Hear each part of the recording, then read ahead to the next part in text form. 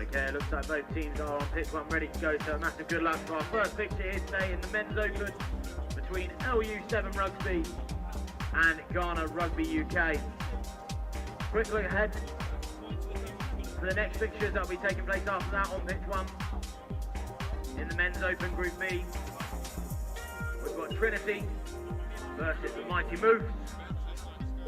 And on pitch two, we have the Sappers versus Sons of Spartacus in the men's open Group B. Both of those games will be taking place at 9:20. For our first fixture on pitch one, LU7 Rugby, Ghana Rugby UK. Good luck to both teams.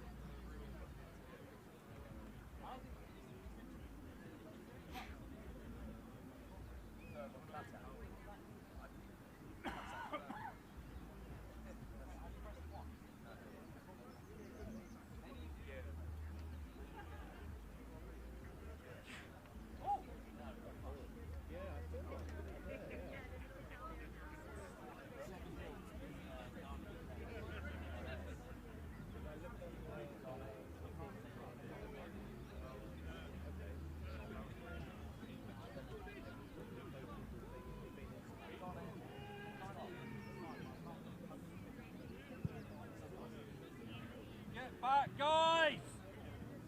Hell.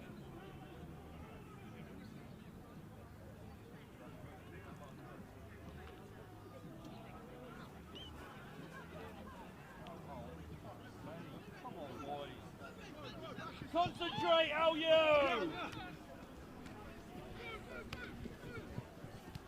Nice. Stay in set.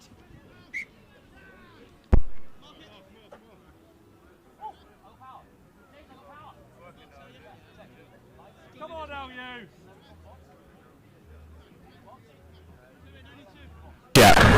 Yeah, press the red button. How's it going? Test, test, test, test, test, test, test. Is it muted, Sam? Test? No, I can see the levels. Are you getting me? Alright, when is the audio live? You got me live? David?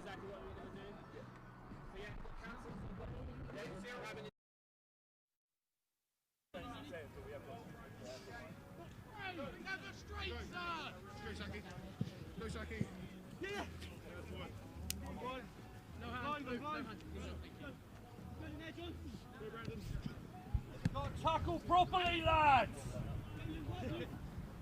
Oh no.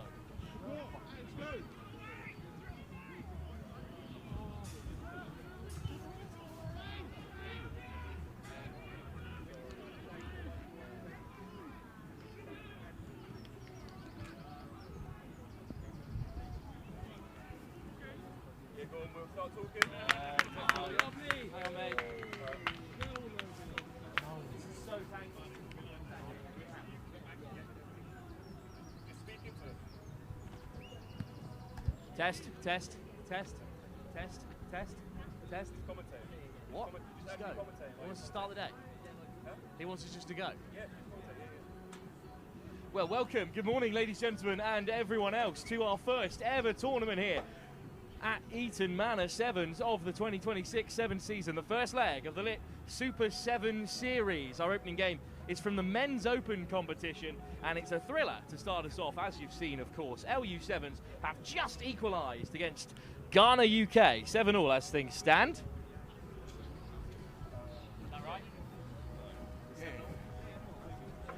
And it's LU who kick us off in that purple and blue, taking the step up from social to senior.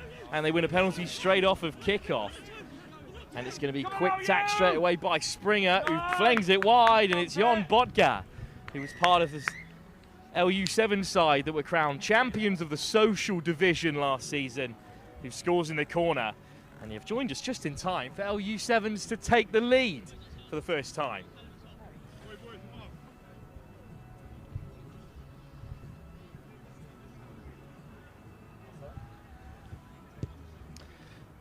Decent effort from the kick, but it won't find its target. And that will take us through to half-time, our first game of the Lit Super 7 Series here at Eton Manor from the Men's Open competition. The second-tier men's comp, it's 12-7 at half-time to LU7's. Jon Bodka gives them the lead.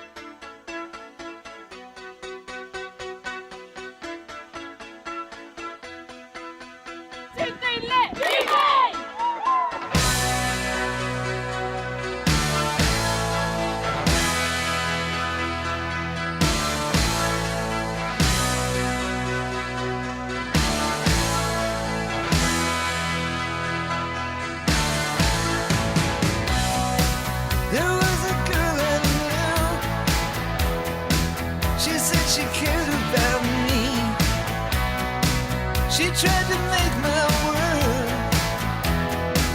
the way she thought it should be. Yeah, we were desperate. Here we go then, second half to kick us off. Ghana UK in the all black, going right to left in this second half. LU Sevens up by 12-7, scoring just for the break. And I'm delighted to be joined by Sam Bork, who'll be with me throughout the day. Sam, the Lit Super 7 series is back. Just how exciting is that?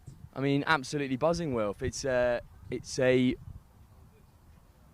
massive day, and I mean, the sun's shining, isn't it, out here in the east? I mean, the boys are rip-roaring to go, Wilf.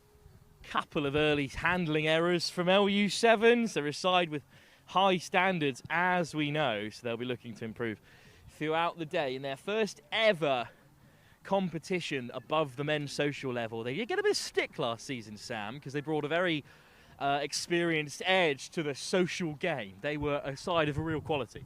Well, yeah, they reasonably, I mean, historical club LU, a lot of great players coming through the ranks, and we see them back in the open selection today, and I'm sure they'll do extremely well, and by the looks of it, they're already hot out the blocks. That first try, actually second try, was an unbelievable piece of handling on the outside. Indeed, they might have only been formed a couple of years ago, but they've already managed to bring through some serious players onto bigger and better things, which is the aim of LU Sevens. That is their mantra, if you will, as the skipper from the day one, George Harris. His 10th tournament today is ball in hand. Decent mullet on the diminutive scrum half. Good start to the 7 season, Sam. Yeah, definitely. I mean, a few choice haircuts out there today, including yours, Wilf. Just getting those summer locks flowing. It'll be Ghana UK. One of the many exile sides today. The Stallions are in the elite competition. They're the Nigerian exiles. You've got there's the Starlings, the women's team that have newly formed, just their second tournament from Stallions as well. Got Jamaica UK here today as well. It's going to be a top day as they look to snipe down the blind side. Unfortunately there, but Malachi Abedu is unable to break away. Just a slight knock on off the deck. Yeah, a few familiar faces in this Ghana side. I've had the pleasure of playing with Carl Corte for the Mavericks, and he's one hell of a force when he's running down the wing. You do not want to be on the opposite side of that. A couple of Antwees in there as well, Bernard and Alec and Prince as well, as LU put under pressure. 15 minutes. Thank you. Lucas Dance gets the ball back to the outside. Nice footwork in there, but he's swung around by Kwate. Kwate partly through the breakdown. He's a big fella, and it's been swept up by Abu Sana. Round this blind side comes Terukua.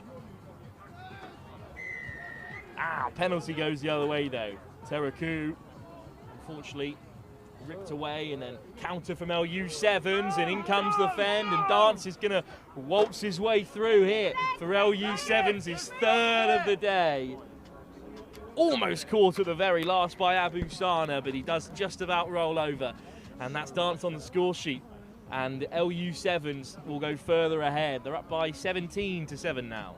Yeah, Jinking is jiving his way through. We can both play at that game, Wilf, don't worry. It's probably a bit too early for that kind of wordplay, but what a try again from LU. They hold a lot of power in that middle of the field, and once they get kind of on that outside line, it's very, very difficult to stop. We've got a lot of jinky players. And on pitch 2, we've got the Sappers versus Sons of Spartacus. Blowing out there already for Ghana UK. Of course, in this early session. On pitch 1 between LU 7 Rugby and Ghana Rugby Makes UK. it 19-7 with the nudge, I think. Did he push wide, or did he make it over, Sam? Didn't quite catch that last kick. I think it's going to take a bit of a turnaround here for Ghana regardless. LU Sevens kick it off, and what a nudge it is from Alex Springer, and it's been taken on the far side by the men in purple, and it's an early break. First phase off the deck, big tackle comes in on Botka, and Ghana managed to turn it back over. A little bit of afters. It was a good take by Ashton Phillips, but he's got his hands on his opposite man there. Yeah, it's we don't like to see that, especially this early on. The tensions can stay low early on, but we talk about the kick from Alex Springer. Springer's a veteran of this Sevens circuit. I've seen him play many a time for LU, Saint Sevens, all of the above. He's just such a cool, calm head in that kind of 10-9 role. More men's open up next. Trinity from South London taking on the mighty Moufs, the side from Cyprus. Exciting international flavour to the men's open and the men's elite as well as the women's open. But we'll get into that as the day goes on. Scrum from Ghana. Down by 2 tries here, but it's a swift early break from Abedu, and Abedu pins his ears back and beats the last man. Abedu takes the scenic route. It's a laboured effort from Leo Hallam, and it's going to put Malachi Abedu in under the sticks, and it's the game on here. Yeah, with that score back, Abedu puts life back into this Ghanan team, and we'll have a proper game on our hands.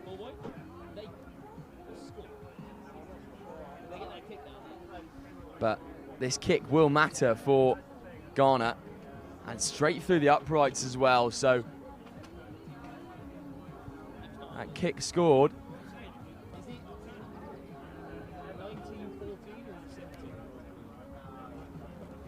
And I believe the score is 19-14.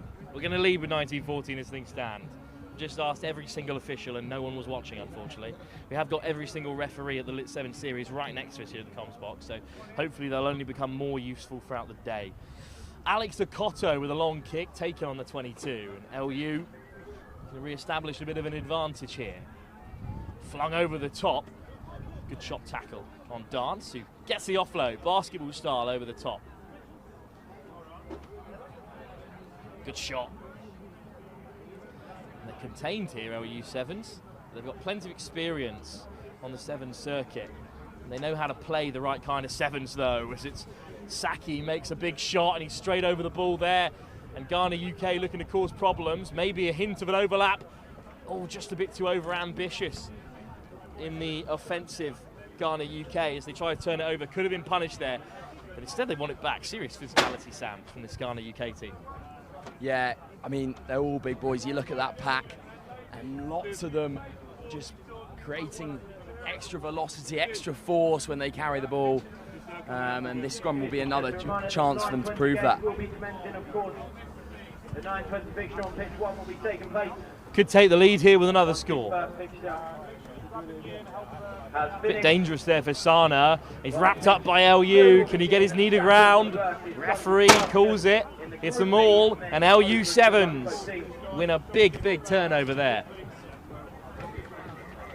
Unfortunately, Ghana UK beaten by the clock as much as LU Sevens there, and it is a victory in the opening game of the Men's Open for LU. The social champions riding high at the top of the division above. Ghana UK beaten by a single score.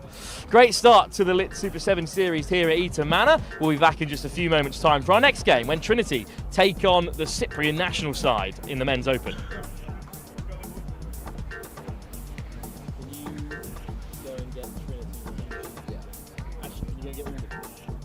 All the team sheets over there.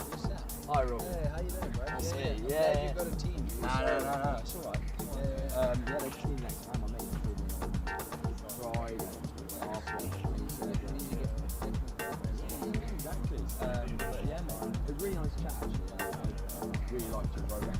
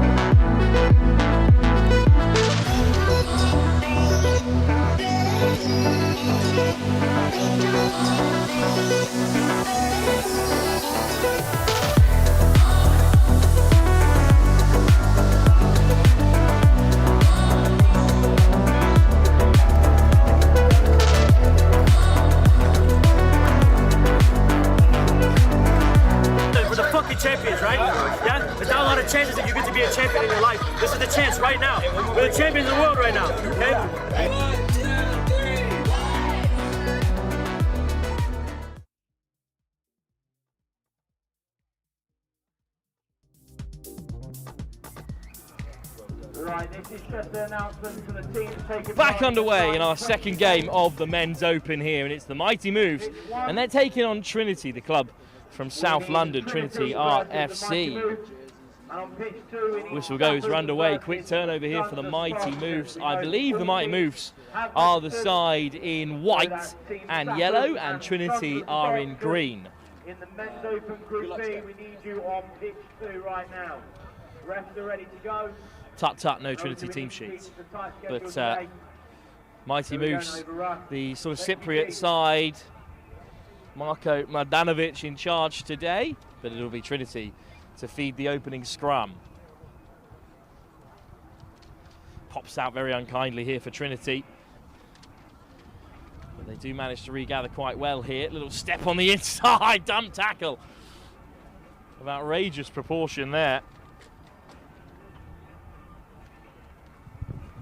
Little step on the inside, big chance here for Trinity early doors in this Men's Open category. We've already seen LU Sevens start winning here. Penalty though for Trinity. Couchman whips it away. Up the jumper. But the Mighty Moufs will upend them this far. Couchman with another little dancing run, and he's going to get over to score. Just about sneaks through in the end, and Trinity are on the board. Good start for them.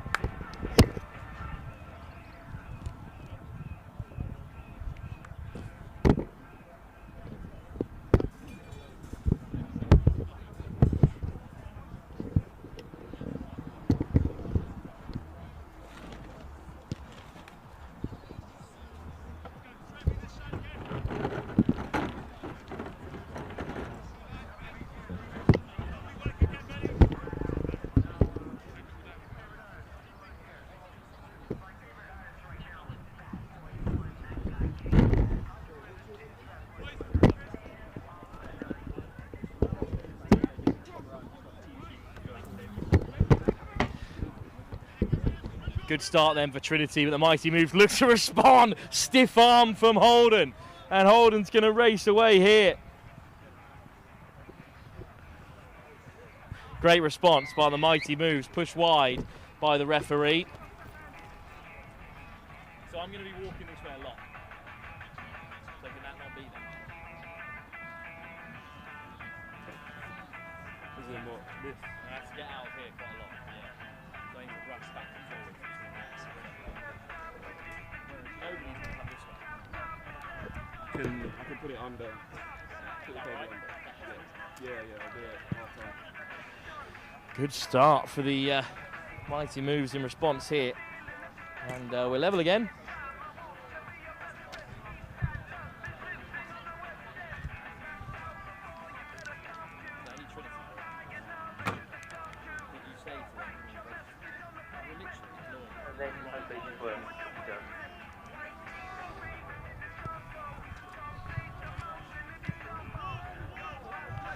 Kick-off for the Mighty Moufs, well taken by Trinity in the deep. Here's Kai Couchman. Going to dance his way through. Switch on the inside. It's another big physical hit from the Mighty Moufs. Rico Lamb that time. And it's been ripped away, but not legally so.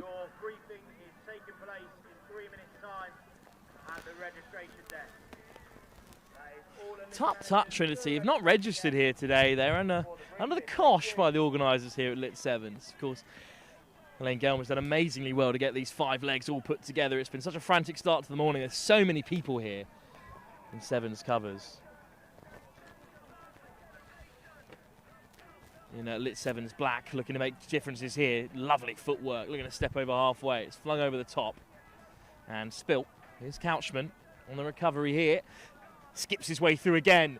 Couchman, lovely step off the right, and he floats it wide. And now it's a foot race. That the Mighty Moufs have cover there. Can anyone catch him going on the inside? It's a brilliant chop by Bizzardi, and then flick straight off the deck, and Trinity score. Beautiful footwork from Couchman in the build-up there. He's the only player we know, because he's a bit of a schoolboy legend coming through Dean Close's. His younger brother was just named Dean Close's Athlete of the Year at their sports awards, and he himself was part of the Swansea Freshers side. He took on the Welsh varsity last week. And he puts Trinity back ahead, and it's a brilliant kick as well from Fullsend of 7, Sam. Yeah, we've been watching the Couchmans for a while, haven't we, Wilf? And they're always impressive on this sort of stage. Couple of big shots actually coming in from the mighty Moufs. They look to be kind of that man and ball team that we're going to see here today. I had the pleasure of playing against them last year. I can tell you feel those shots at the end of the day. Yeah, we're big Mighty Mouf fans, of course. We were chatting to the man who set things up for them at the last Manor Sevens. They're back yet again here after playing in the Rugby European Conference. They were Sevens champions back in 2024 and still pushing on. The programme took a slight dip after that, but they've recovered and built well and looking to really challenge in the Men's Open here at the Manor Sevens. Lovely step, and then a bit of acceleration from Yarrow, and Yarrow is going to race through. Well, it's Ben Yarrow this time. Ollie Yarrow also out there. And the mighty Moufs strike back straight away. And with this kick, I think it's going to be a 14-12 game. Just a 2-pointer with Trinity slightly ahead. Yeah, fantastic footwork there from Yarrow. Real deception on the play. He's got the man swinging on the outers line on the width, and then he just decides to cut back in once he stepped onto the outers line. It's really, really good play from Yarrow and using his characteristics really well. He's obviously got some pace and fast feet and bringing this Cypriot side back into the game. Half-time in our second game here at the Lit Super 7 Series, the first leg of the Manor Sevens in our Men's Open competition. It's 2 tries apiece here between Trinity and the mighty Moufs. Just a reminder to all elite managers.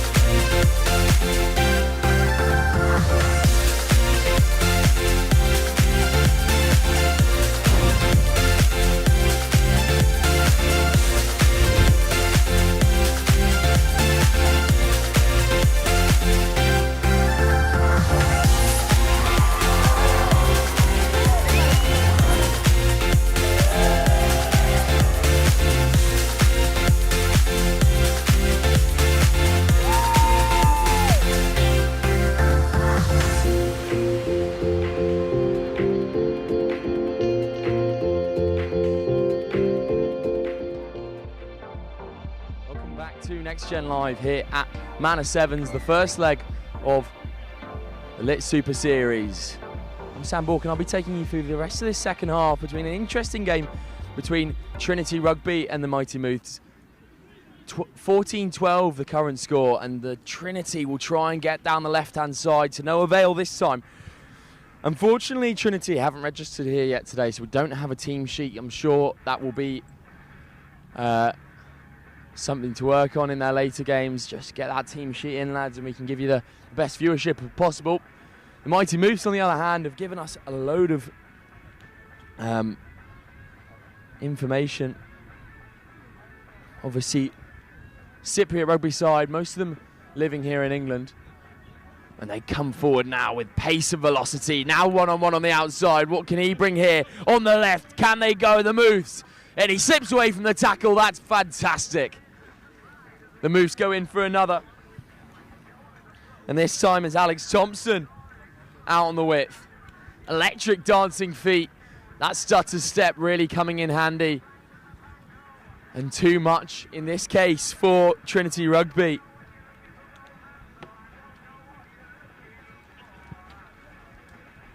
What a shot, what a score that is, and an unbelievable kick from downtown. Thompson making the most of his one-on-ones. That's what any Sevens player's got to do. Out on the width, got to take those chances. And Thompson does it there. In great fettle. And the Moufs now 19-14 after slotting that kick, gaining the extra 7. Thompson will go up for the ball as well. Knocked back for Trinity, but again met man and ball. This time by Reelder. Trinity, Couchman. Again, Couchman just running the things in that 19 shirt. Trinity trying to find some space on the left-hand side. Now they hand off to the big man. Again, nice man and ball tackle from the Moufs. They're really defensively set, and as I said to Wilf in the first half, when those shots come in from the Cypriot side, you do feel them in the morning. Your rib cage is a bit risky. Penalty to Trinity now. They spin that ball out so well. Here they go, the number 8 on the left. Well marshalled by Ollie Yarrow, brother of the try scorer in the first half. Couchman cuts back inside, then spins one out wide, but again met man and ball. These Moufs do not mess around. And the shots come flying in, but Trinity work their way out of it. Couchman at 9. And they've got to take on Thompson out wide. It's a 2-on-1 if they pick it, but scything through tackles here. Here go Trinity. The chase is on, the cavalry arriving, but to no avail. Trinity will score. And bringing the game back to level with that score, and it will be an easy conversion as well. If they slot this, 2 points up, Trinity Rugby. And he's just made sure to call over the kicker. Doesn't trust his abilities out underneath the post.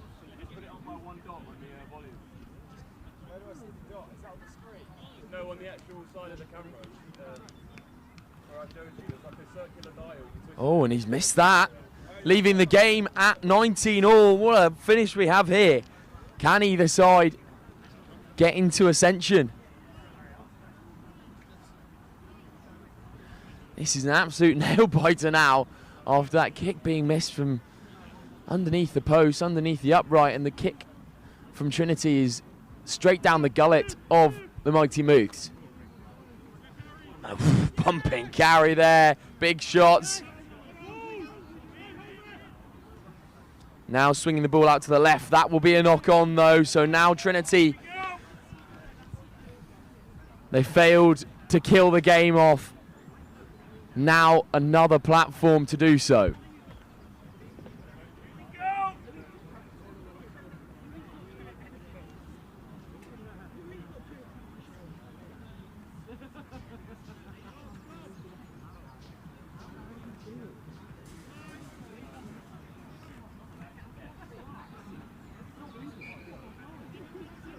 Couchman will take it by himself. He's got space down the left-hand side. He beats one, he beats two, and he will go in.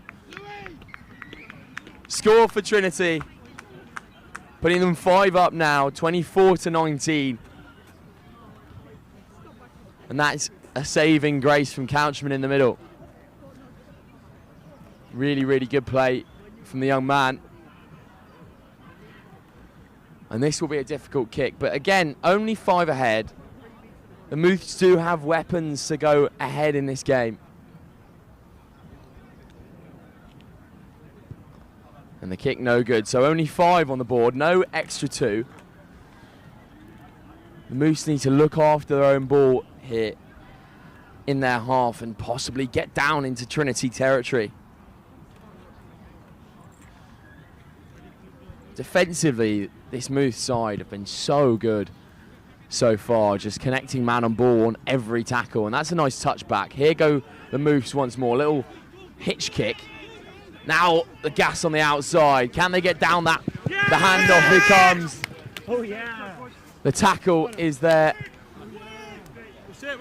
And Reelder steps a foot into touch. It's really good defending from the number 7.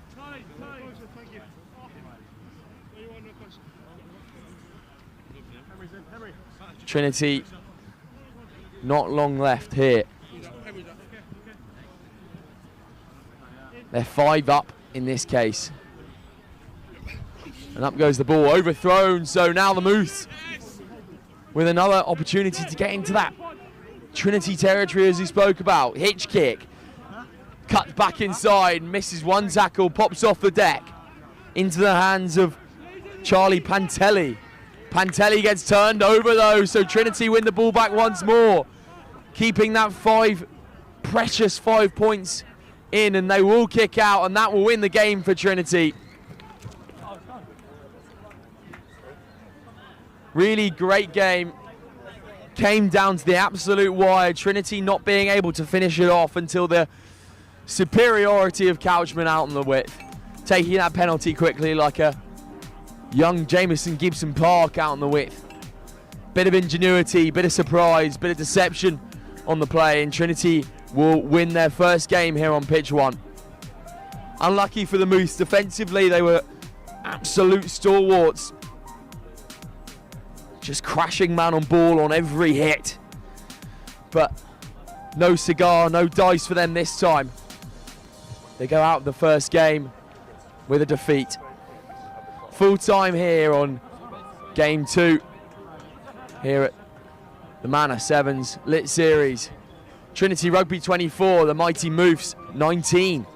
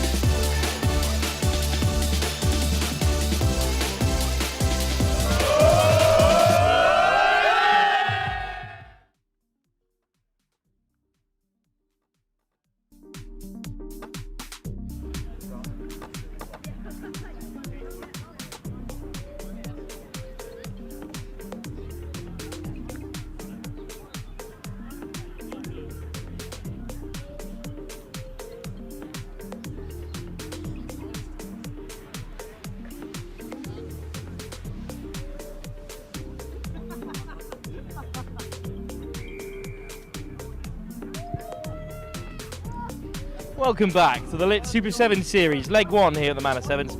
We're still warming up, and we're in the men's social competition up next. It's Ravens 1875 taking on the host Eton Manor. Ravens in the black, of course from Ravens Rugby Club, one of the oldest rugby clubs in East London. Taking on the host Eton Manor in that orange and blue. Interesting strip for the summer season.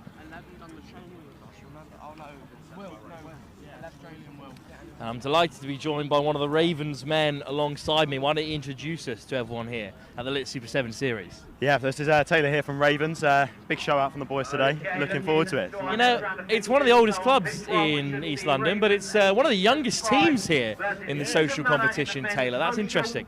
Yeah, it really is. You know, it's surprising we've got so many boys down here. It's a lovely day down at Eton Manor, but yeah, it's good to see a club with such good history coming down and get involved in sevens. Yeah, it's certainly not hard to get them out here as the Ravens are on the offensive. Big show and go by Jacob Appleyard, and that's the first try. Eton Manor desperate to break out of their own half, but it's the Ravens who score first. It's played as high as Nat 2, Taylor, but back with the boys today. Yeah, he is. You know, we've got a few boys coming back to the Ravens today, which is good to see. Just in time as well at the start of the summer. So the men's social competition today, it's a round robin with 5 teams involved. The top 2 straight to a final, which will be the game just before our 2 Elite Division finals. So that's some prize at the end of the tunnel, Taylor. It is. And, you know, we've got some men to watch out there today. You know, Thomas Horsley in the middle of the pitch. He's electric when he gets on the ball. This men's social category, there's some really good teams in there. Old Down Baddians, of course, a fan favourite last year here at the Manor Sevens, made up of athletes from various rugby clubs, all connected by race, the Old Down Baddians. It's where black players get a bit of support in what is, at times, at the village level, a predominantly white game. And it's a lovely line from Eton Manor, though, in response. And this will be the quick response by Brad Comer. 2 10s on the score sheet, number on the back, don't make it weird. And it will be 2 points added right under the post here. This will be the equaliser at 7 apiece. Not what you're after, Taylor, but brilliant response by the host. Yeah, it is. You know, we went up early, but we're in for a good game, I think. Onga Sevens, who are residents on the series, back when Lit was Lit and Super Sevens was Super Sevens. Since they've come together, they've continued to be a part of it. This is the 14th season that the Super 7 series has been running. Ongar been there for the start. And JP Stags also in this social setup today. Nice step on the inside and absolutely melted by Ali Mins. Still the Ravens keep it alive, looking to shrug off their man Appleyard. What a start to the game here. Direct again from the Ravens. Day flicks it off the deck. Nice carry on the roll. Appleyard dummies out the hard line this time, but it's all right. The second man's going up the jumper as well. Eton Manor make their shots, but a penalty to the host. Eton Manor take it quickly. Wigan flings it off to Jesse Linton. Oh, look at the shape on the peel. It might bounce up for Akuma still. Not quite what they're after this time. Burgess, aptly named to take it upright amongst two players. Snipe round the corner. Linton, soft hand should do it here. There's a man over on the edge. David Forgeot just about gets over. Big shot coming in, but Eton Manor still score. As you say, it was a good shot there, headers, but not quite what they're after. Just a bit too late there. Now, this is what social rugby is all about, of course. Just a group of mates coming together, really, and putting on a show. That's what the Ravens are, at least. And for Eton Manor, on home soil, just trying to go as far as they can. They are the hosts.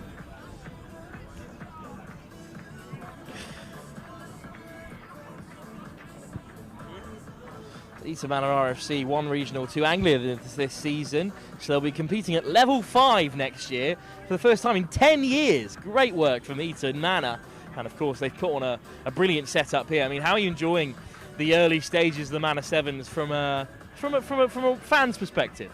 Yeah, I think we did a lot of Sevens last year, but this is a superb event, really. You know, nice clubhouse, beers on tap. What more can you want? What more can you ask for? I'm personally not getting started just yet at 9:45, but I won't judge as it comes back to this near side. Forgeot was waiting, but put down by Eton Manor. So let's talk about this Ravens group. Is this a sort of Colts team that have come through and stuck together, sort of a bit of a Sevens reunion? What's the vibe with the Ravens today? So a lot of the team are from clubs around the area, so Romford and Gideon Park, Upminster, who have then come and played senior rugby over Ravens. So it's a good mix. We all used to play against each other as children, and now we're here. Akuma comes away with it though at the scrum for Eton Manor. Little step back on the inside. Ripped away by Tom Horsley, but he just about misses out. Akuma should have it.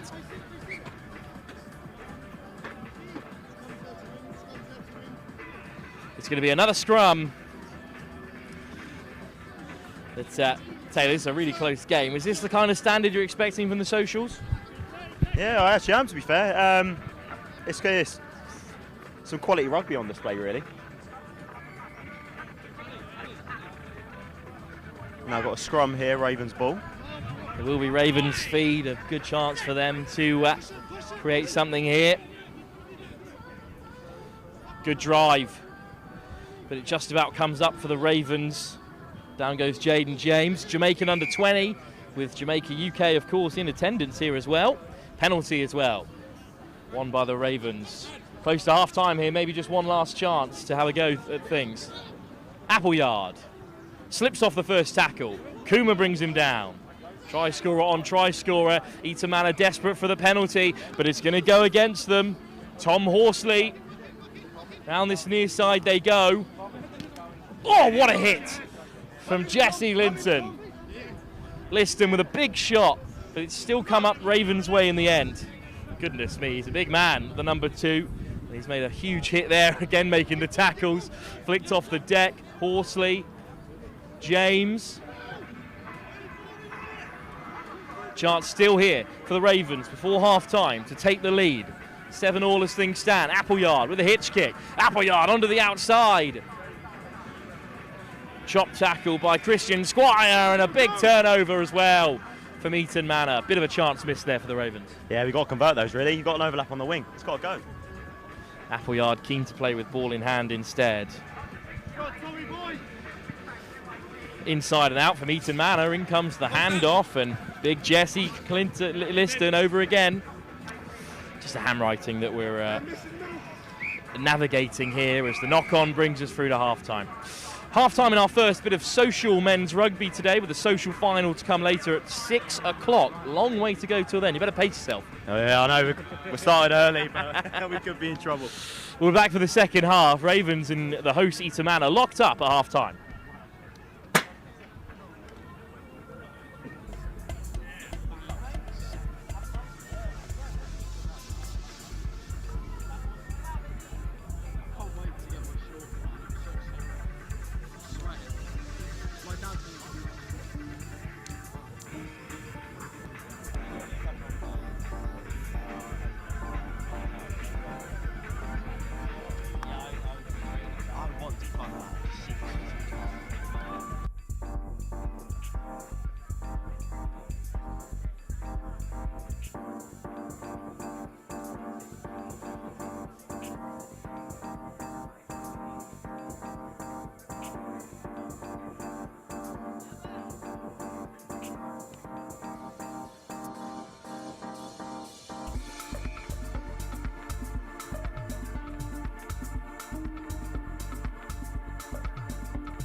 For the second half here, Eton Manor and the Ravens 7-all as things stand.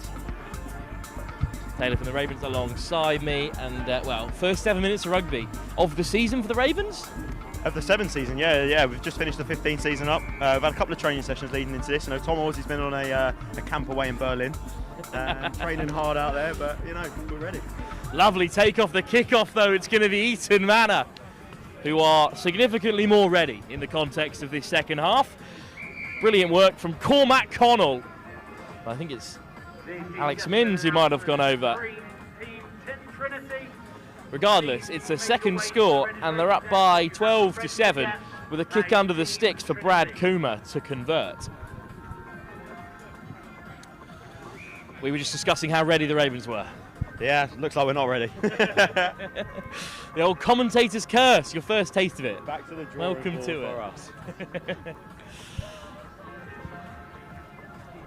Not a bad start to the lit Super 7 series. Of course, we are awaiting the women's and the men's elite, the real highlight to come shortly. But first little kick from Kuma in this social category. It's what a grab off the kickoff for a second time, flung over the top.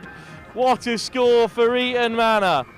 Sasha Scholar dots down, but it was a silly grab from Fraser Kitchen, the captain, who flung it back over the top. And that is a class score for Eton Manor, who are now 2 tries clear. Fraser Kitchen unofficially voted as the fastest forward in Anglia 2 last season, and this season as well, 2 in a row, hoping to win the title in the new league Regional 1 South East next season. And the skipper is on the board. Goes from bad to worse for the Ravens twice straight off the kickoff. It's an excellent try, but you've got to ask, why is he wearing a scrum hat in 7s? That's a real question. Player safety never in doubt. Never in doubt at any level. Not very social of him as they come back round the corner here. Not offside from the kickoff. So quick tap for Appleyard. Start for the Ravens to create. Just off the toe though from the pass to Jordan James. Horsley looks for the offload. James. Chopped down by Tom Scott. Appleyard. Out the back door, but it's a forward pass. So we're going to come back for an Eton Manor scrum. Whistle had gone. And he's still going for him, you know. Discipline matters. Fired up here, the hosts, really hoping to come away with a trophy, of course. Had a big reshuffle of the social category this year. It's far more open to the local teams, which is great to see. The men's open is where most of the regulars will hang out. And then, of course, 8 teams of core sides in the women's elite and 10 in the men's at that very top end of the competition. Scholar Little kick through, but it will be regathered by the Ravens, although it comes back to Scholar via a knock-on. Here's the chance then for the Ravens. Got to use this set piece. We've got to convert here. We've got to convert. We need to get into that final third. We're just sat in the middle. Jordan James to feed.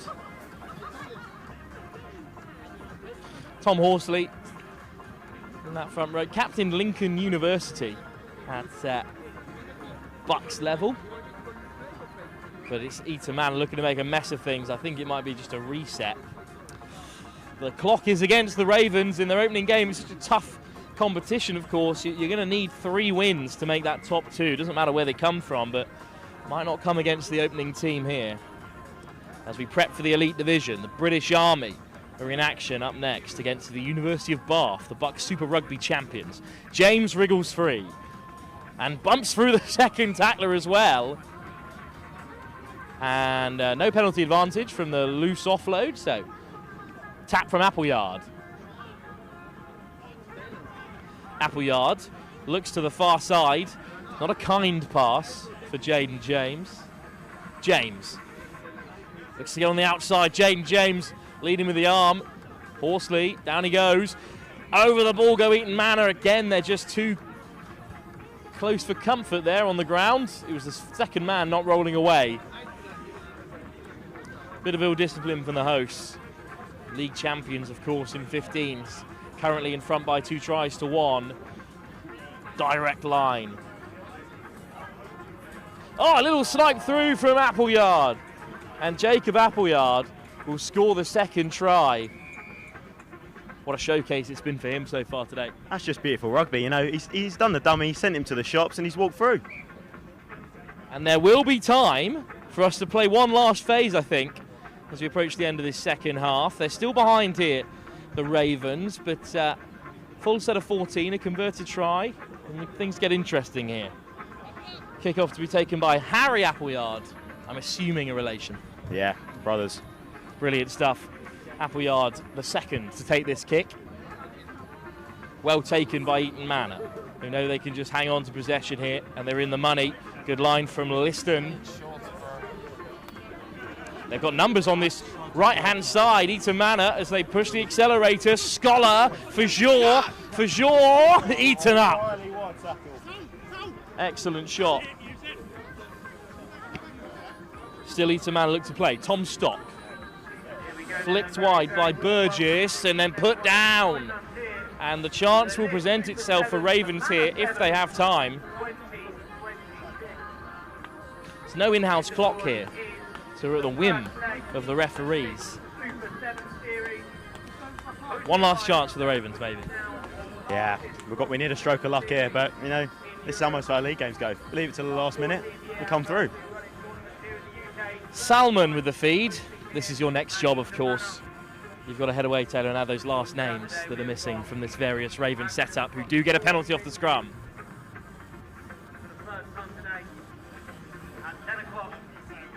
Jaden James. Long pass, well taken on the edge. Appleyard comes round the corner. Appleyard puts in the fend, gets away from Fajaw. Appleyard, just Scholar to beat. Back on the inside, grubbered through, but Appleyard was in front of the kick. And it's going to be a penalty for Eton Manor. Just those fine margins in the game of sevens. It really is, you know. Sevens is a quick game. One moment changes it all. You know, it's been quick today. But And they'll slow it right down, Eton Manor, knowing that they hold a narrow lead here. Scholar. Through the hands they go. Christian Squire. Liston. Liston keeps it in hand. Squire straight through the centre. Has he got the legs? Appleyard hunting him down. Appleyard makes the shot. Squire flicks it up, and they will make it over to seal victory, Eton Manor. Final score from Tom Scott. Good effort from the Ravens, but Eton Manor, they're a well-gelled unit. They've just won the league, of course, and they're on home soil. They're good value for this win. Oh, 100%. You know, we knew this was going to be a tough game coming in, and Eton Manor are a good club, but we look forward to smashing the rest of the group. See you in the finals, Eton Manor. Well, thank you very much for joining us for that one. Enjoy the rest of your morning session. We'll be back up next here at the Lit Super 7 Series at the Manor Sevens, the first leg for our first elite game, the University of Bath taking on the British Army.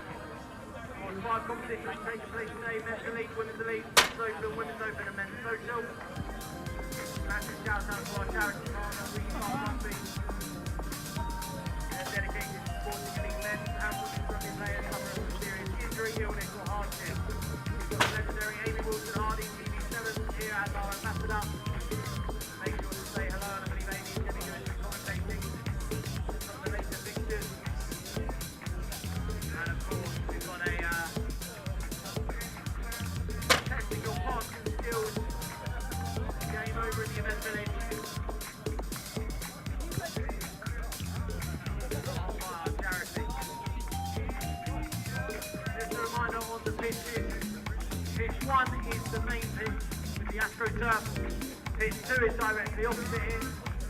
Pitch 3 is at the further end, and pitch 4 is over the road as you kind of come into the car park of the pitch on the left hand side.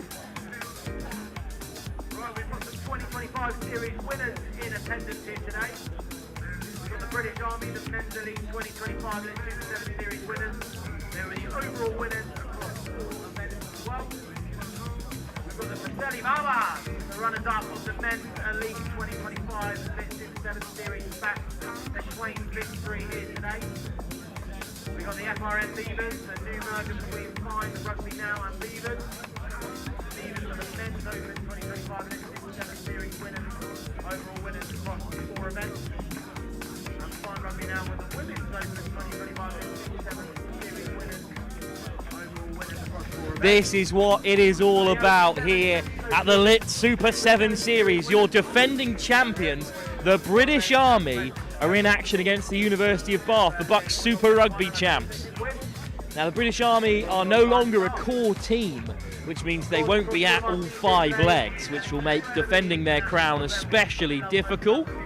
But if anyone can do it, it's the British Army on their 5th season on the Lit Super 7 Series circuit. Bath recently crowned Bucks Super Rugby champions.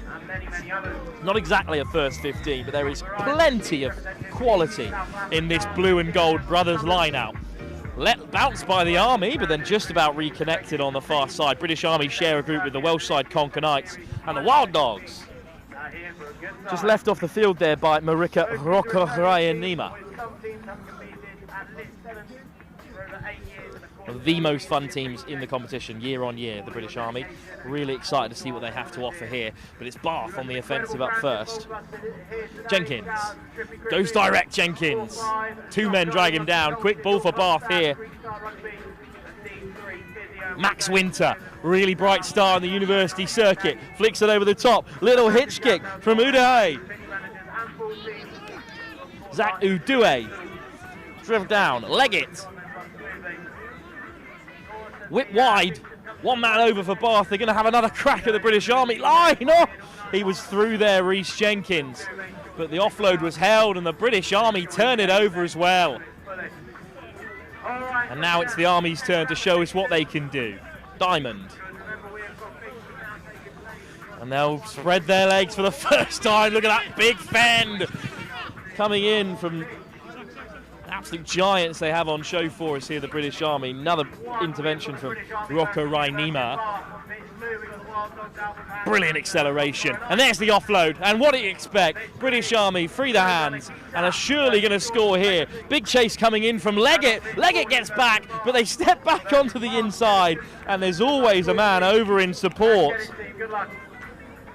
Opening score for the British Army. Meisake Raloka scores there first.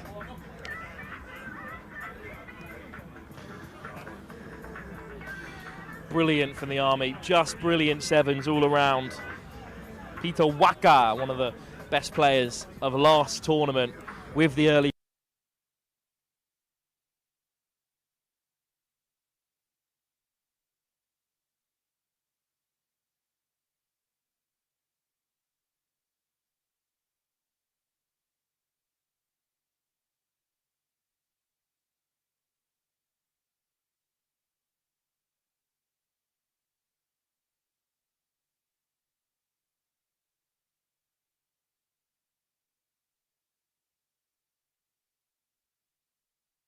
by Bath, who were looking for a response. Looked good early here. Here's Leggett. Breaks the tackle. Leggett on his way through. Winter back to the open side. Chipped ahead. Have they got the legs here? British Army looking to get back, but it almost bounces up straight into the path of the man on the far side, but instead just allowed to run off the field. Unfortunately this time it would be a line out for the British Army.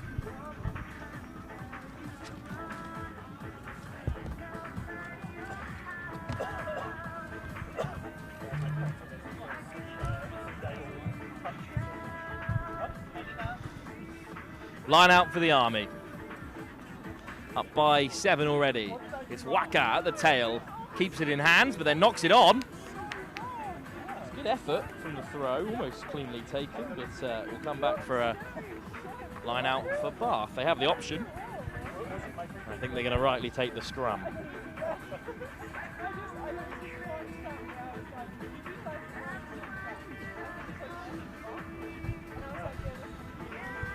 It's going to be fed by Bath. Zachary Douay waits on this near side. Winter in the centre of the park alongside Ollie Bullied. But it's a little snipe down the short side from Jenkins. Doesn't get far, and it's been ripped away by the British Army again. We know they're going to go straight through the hands and try and test the Army. Test Bath, in the centre. It's unbelievable footwork from Seva. Just floated in field. Waka, man on the edge. Looking to create havoc again. Railoka bounces up for Diamond. Well, they're doing really well to marshal these wide players, the British Army at the moment. Double step from Railoka. Diamond gets his head down. Seva.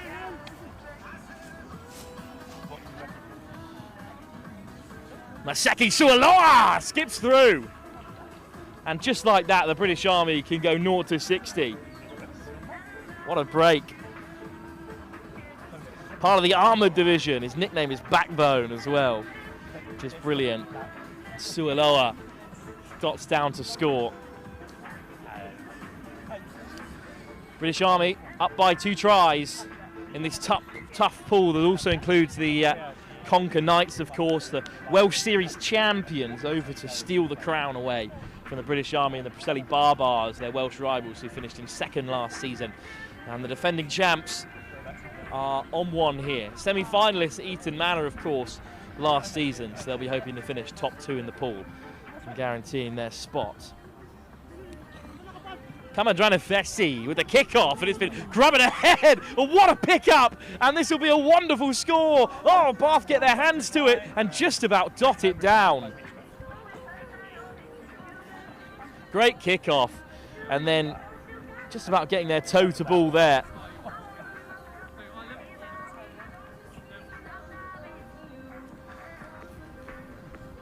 How close was that for the British Army's number 15? It was unfortunately unlabelled today.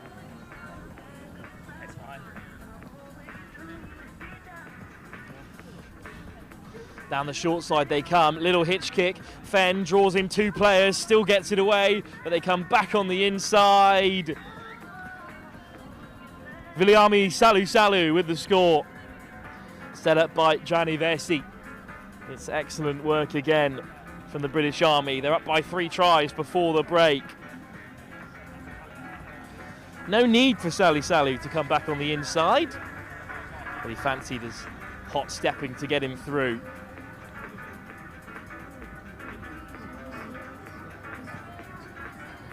Converted as well by Kamandranefesi, and at half-time the British Army lead by 21 unanswered points against the University of Bath. Bucks Super Rugby champs being taken apart by the defending champions of the Lit Super 7 series in our opening game from the Men's Elite Division. Live here at the Manor Sevens.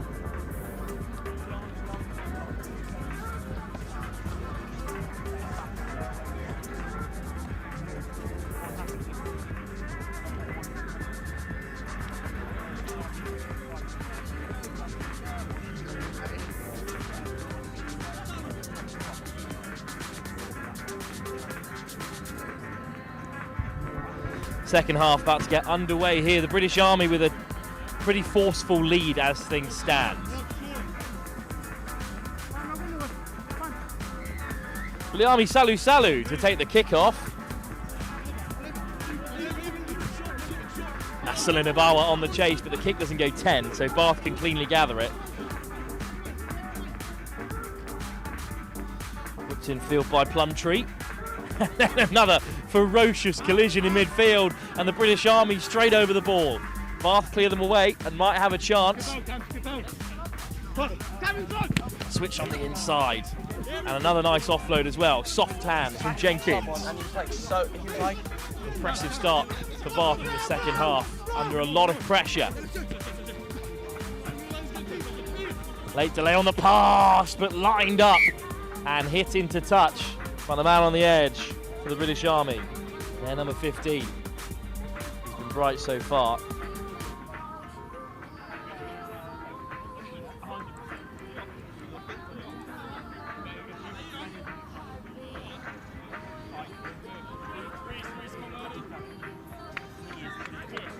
Graniversi with the line out. Been pretty solid from here, the British Army. Good contest, ripped away by Bath. Cornell, Jenkins. Hint of an intercept there, and then so it's tapped on by Hardiman. And they've got a bit of space on the edge here. It's Finn Phillips looking to race away. British Army make a mess of things. There's no offside line. Swept back up by Bath. Might have been a hand in there from the Army. Just a knock on, says the referee. The Bath will still have possession. Such good height at the breakdown. And the British Army do enough to slow Bath down for now.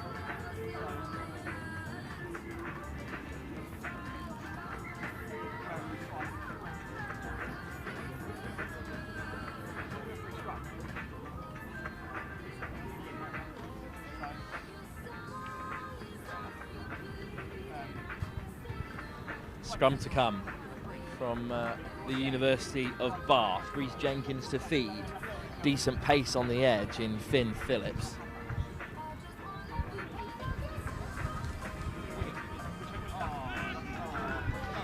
And it will break for Jenkins, who will get one back for Bath.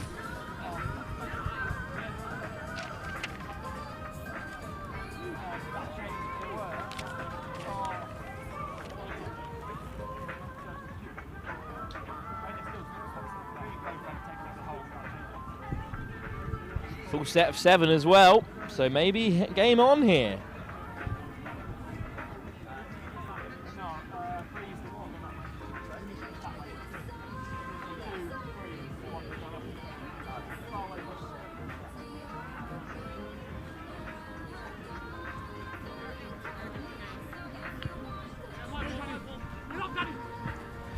Kick off, tap back by the Army, just about. Good work from the outstretched arm of Jamie Diamond. Half a hole, that's all that Masaki Suiloa needs. Good bit of momentum here for the Army, even inside their own 22. They can hurt you from anywhere. Bath over the ball, desperate for a turnover, but it just won't come. Laid back by Roka Rainima. Direct again from the Army, lovely offload. Peter Waka. Up to halfway. Diamond. Suiloa. Skipping through the tackle goes Marika Roka Rainima, and he will score for the British Army. Roka Rainima with the score that might just seal it. Lovely little finish as well. There's no discipline in the Army. I know that feels obvious to say, but they'll leave it for Josiah Seva, even though it's right under the sticks. Pretty confident that Rocco Rainima could have knocked it over the infantryman, but it will be left for the Welsh Guard instead. 28-7. It's another aspect of the British Army that is so impressive. They will very rarely score, if not under the sticks.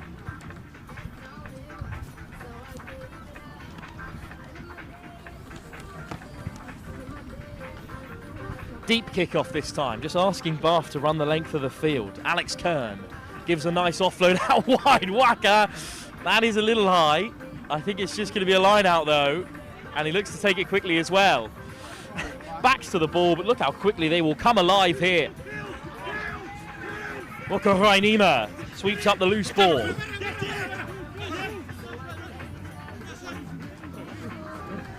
Seva steps on the inside, just about scrap tackled. Still the offloads come flying in. Diamond. Rainima still going. Diamond on the flood through.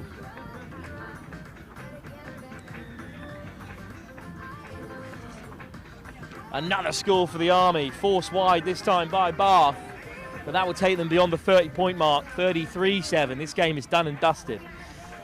More elite action, of course, up next. It's Durham University flying the Bucks rugby flag high. They're taking on the Preseli Barbars, who are tipped to be favourites for this year's campaign across the elite divisions, of course, as the only core side left in the top two, with the British Army making way. But the British Army can certainly spoil the party if they keep playing like this. Great effort from the kick, but off target this time from Mesaka Raloka.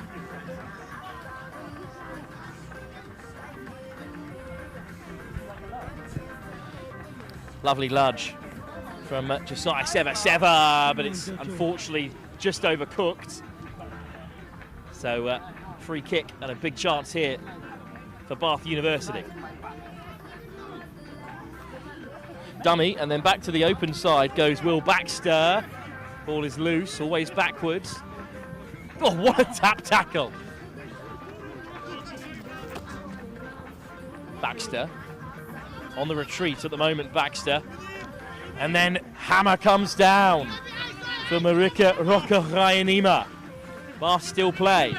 Good delay on the pass, but it's just too low for Danny Plumtree. Would have been right on his toes from big Alex Kern. So instead of the scrum for the Army, and they won't let off here, despite the big score. Could come down to points difference for that top two spot if they do slip up here, the Army, but it's unlikely.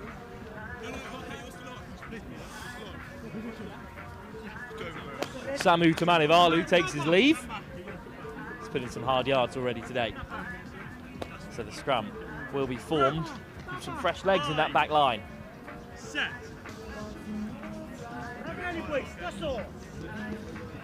What a shove from Bath.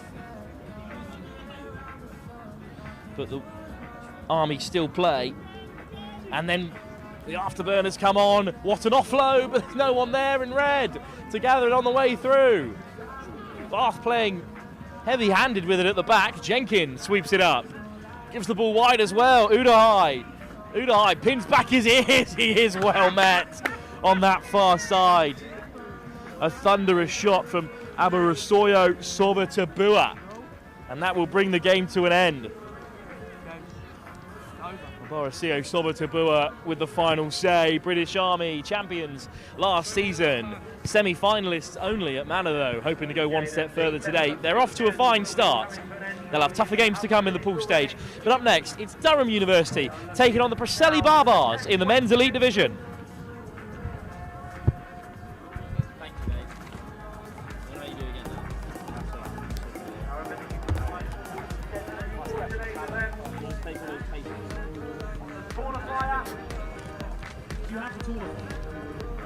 Download the qualifier app and then type in 627 2026 Manor 7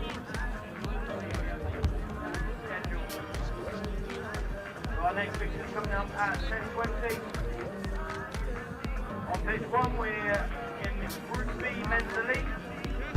We see the Preseli Barbars versus Durham University. Next game up here, Durham University in the black and purple trim, going left to right in this first half.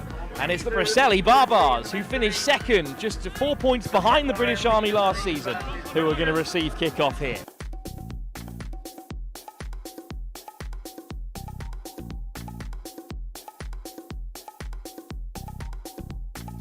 Core sides now in the elite division with the Butcher Sevens as well. Preseli will zip it infield. Oh, lovely stuff.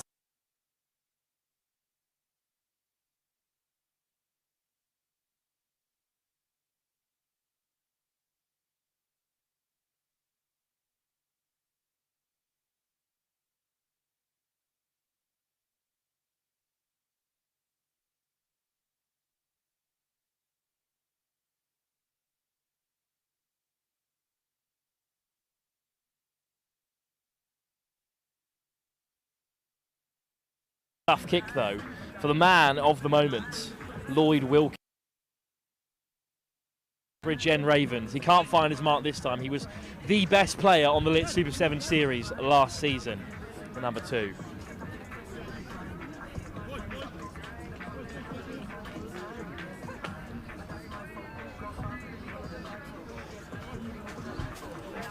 Kick-off to come from the Barbars again then.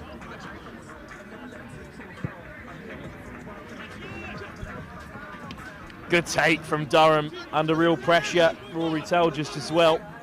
The Ulster man played in the Champions Cup this season for the Irish province. Oh, put down, but always backward.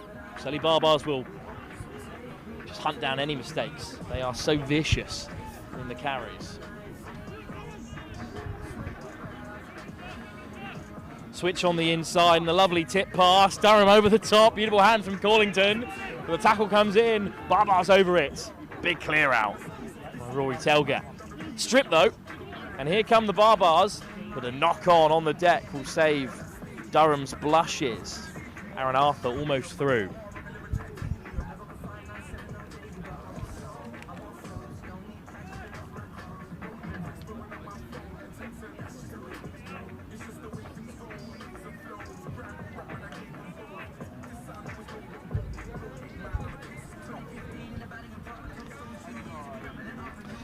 Scrum to be fed by Fergus Corlington, an Irish under-20 international.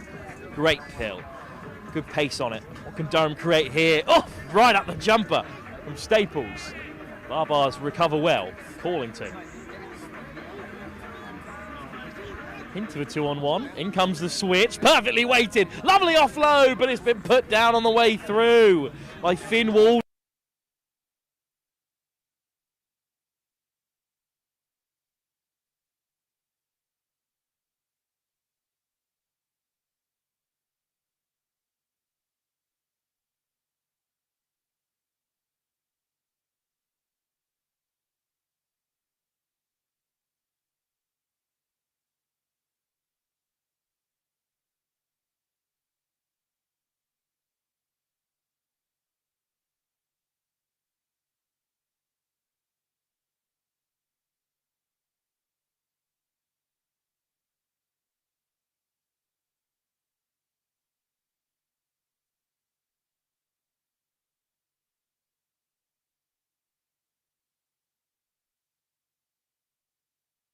Down the corner, a bit of space for Will Windows to operate.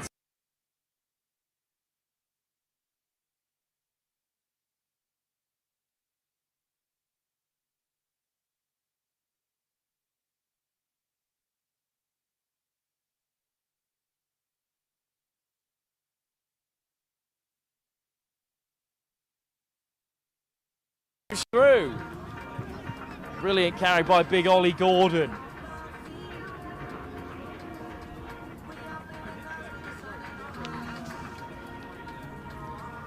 Durham on halfway. Big dummy through the hole. Excellent work. Hitch kick looking to duck under the last man.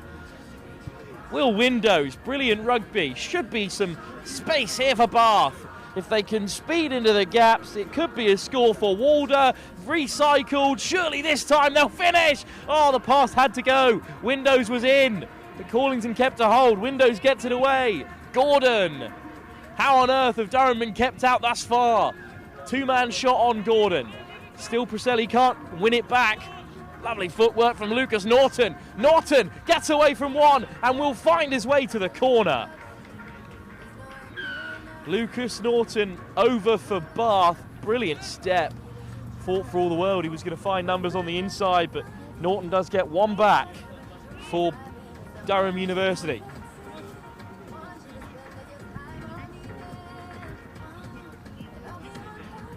Kick to come.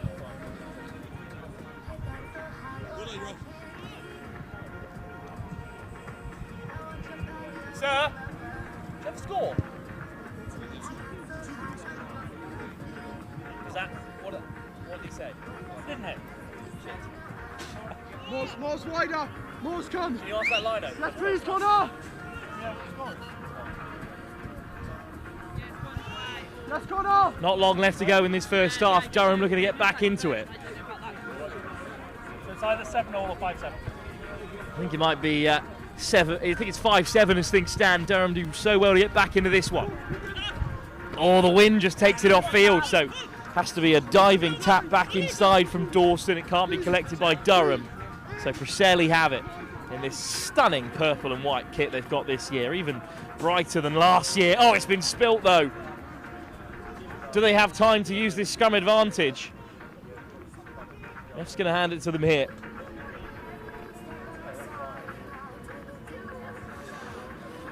Well, you will not be handed possession by the Preseli Barbars very often. So this chance will need to be taken.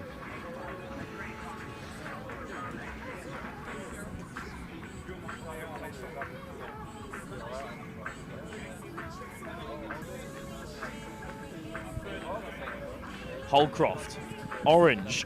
Oh, the loop doesn't work. Preseli are going to click it through. Joe Caesar's the quickest man there. And Caesar has ball round the corner. Caesar looking to pin his ears back on the outside. Bursts through the tackle. Gets the offload away.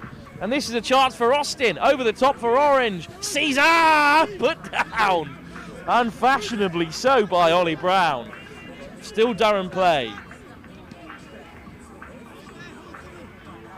Staples, switch on the inside for Gordon. What a line straight through the centre by Dawson. He's still brought down. And how on earth have the Barbars turned that one over?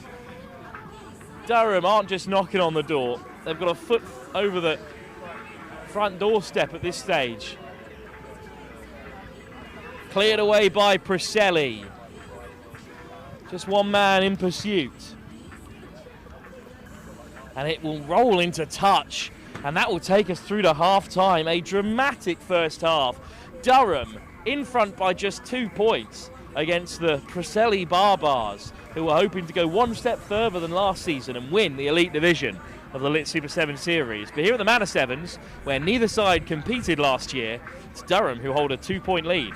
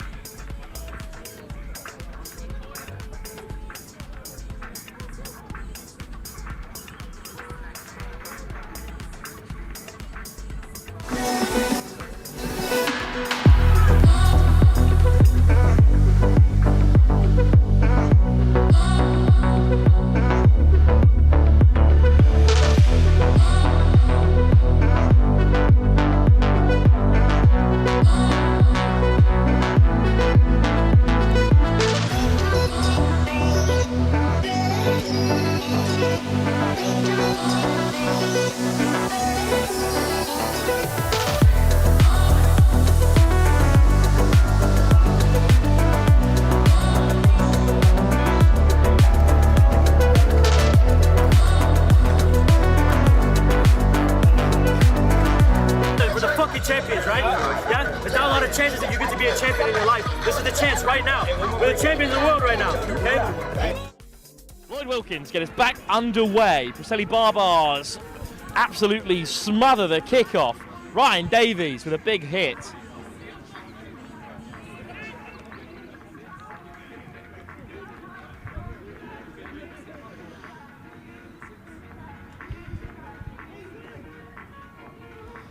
Real collision up front. And then a snipe from Durham, but the penalty goes to Preseli Barbars' way.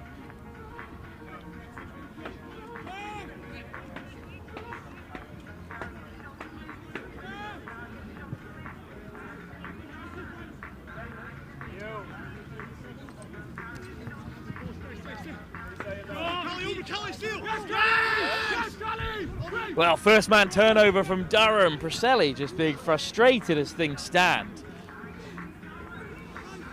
Here's Norton looking to create something for Durham here. Oh, and a missed tackle, and Durham in behind. Wilkins is looking to sweep as he so often does, and he always makes the tackle. Could be quick ball for Norton. Telga back onto the inside and bumping off tackles. 5-5. Corlington. Staples flicks the offload away for Windows. Corlington. Lovely ball out wide from Finley. Staples. Durham have a second score.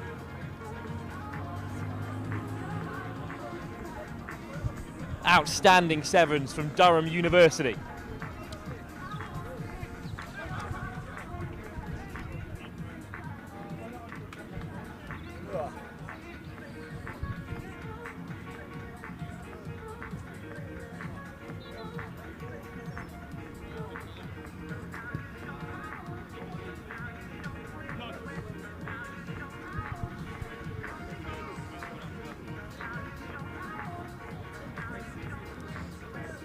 So Durham go further ahead.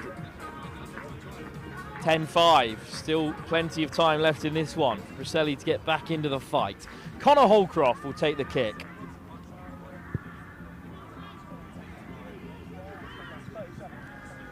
Preseli back with it though.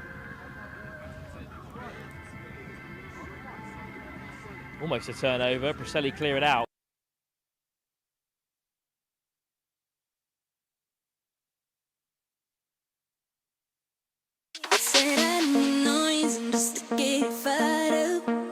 Another missed pass, but it bounces up kind. You can get it if you need it. Say you can get it when you need it.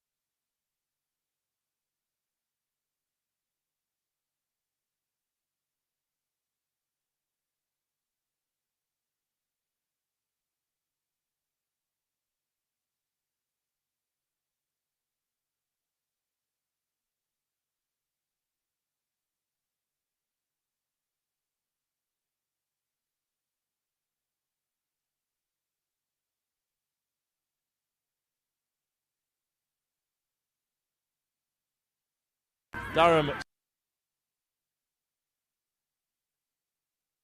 Ball in purple and white, but it's Durham who sniped through. And is this the winner? Touchdown by Tom Austin. And right under the post as well. This will make it a 10-point game. And maybe no way back for the Barbars. Oh, he's missed it off the bar. So it's an 8-point contest. Still a decent lead. But that one might come back to haunt the try scorer, Tom Austin. Well, the British Army beat Bath rather convincingly in our opening game in the men's elite division, but Durham flying the Buck Super Rugby flag, currently leading. Kick-off to come from Will Windows. Gordon and Staples on the chase. Drop kindly for Preseli, who race around this corner. It's a black wall ahead of them, and the tackle's made by Windows, but the penalty's coming. Wilkins.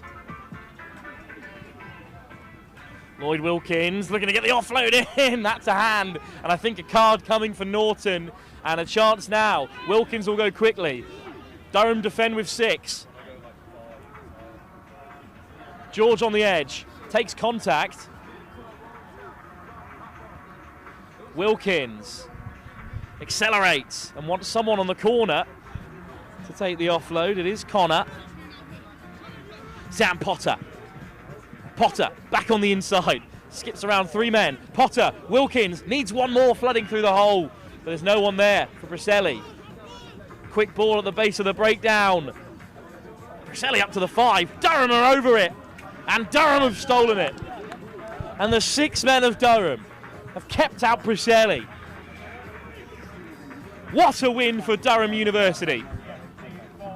Preseli Barbars beaten in their opening game.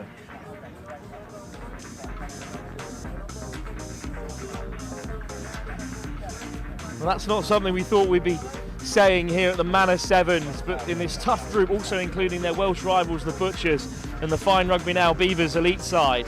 Preseli Barbars go down to Durham. What a result for the university side, who have been hot property on the Sevens circuit for a few years, and are now taking that quality to the Lit Super 7 series. Well, up next, action from the women's game. The women's elite division. For the first time, it's the Hammerheads, finalists here last season and 4th place overall, taking on the New Zealand side, the Fullsend.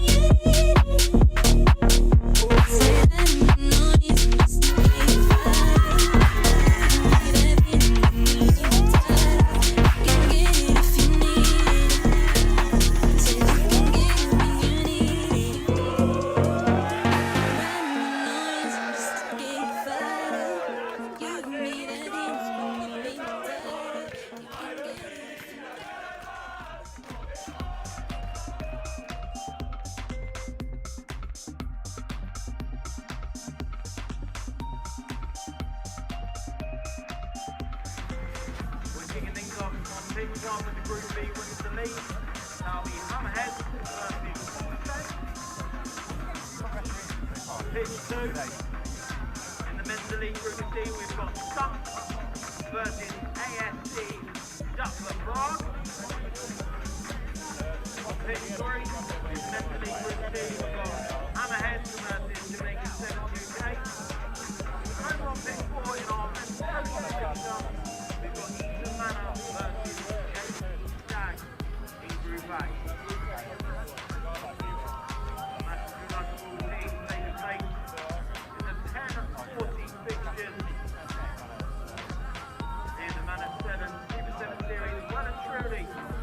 Underway at Eton Manor Rugby Club.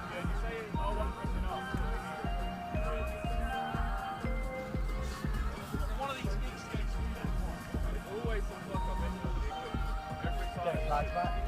No, it's not what to do about it.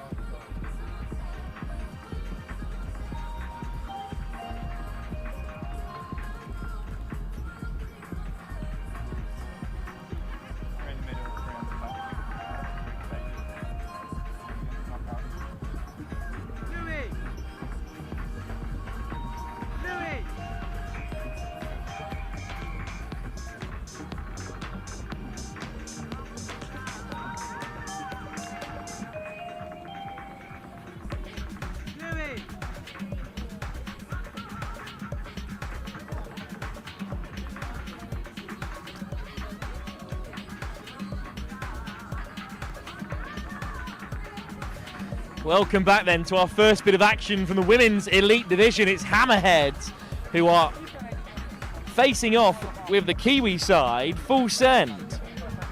Well, it is just fantastic to have Fullsend here. They'll be replaced by the 8th core team, which is another Fijian side. Could get the visas sorted for this one, but they'll be back in Oxford next week. But what a replacement for this lot.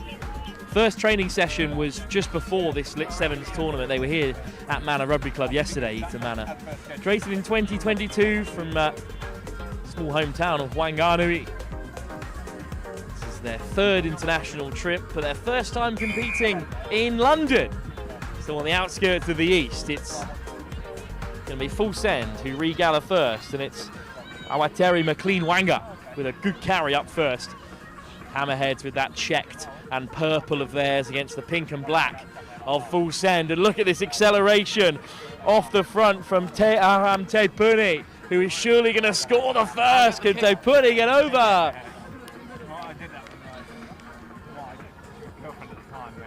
Well, Te Aram Te Puni and Hannah Te Puni, both part of this Fullsend side. It's the opening score for Fullsend. They are going to be dangerous today. Second place in the Fijian Cup Sevens in 2024. Second place at the Central French Sevens in Paris last season. That's where they're off to next weekend. So many different attributes in here as well. But Te Puni is part of the New Zealand under-21s touch side. And also part of the New Zealand University women's side at contact level as well. There's the Wellington EPC back home. One of them to really watch out for. Touch Rugby, of course. The summer full of that on Next Gen Live as well. But here at the first leg of the Lit Super 7 series, it's Fullsend with the opening score in this Women's Elite Division. 2 pools of 4, the top 2 through to Cup semi-finals. The Hammerheads will look to respond here. And respond they do. Little chip ahead and the secondary kick, and the race is on, but the touchline will win said contest.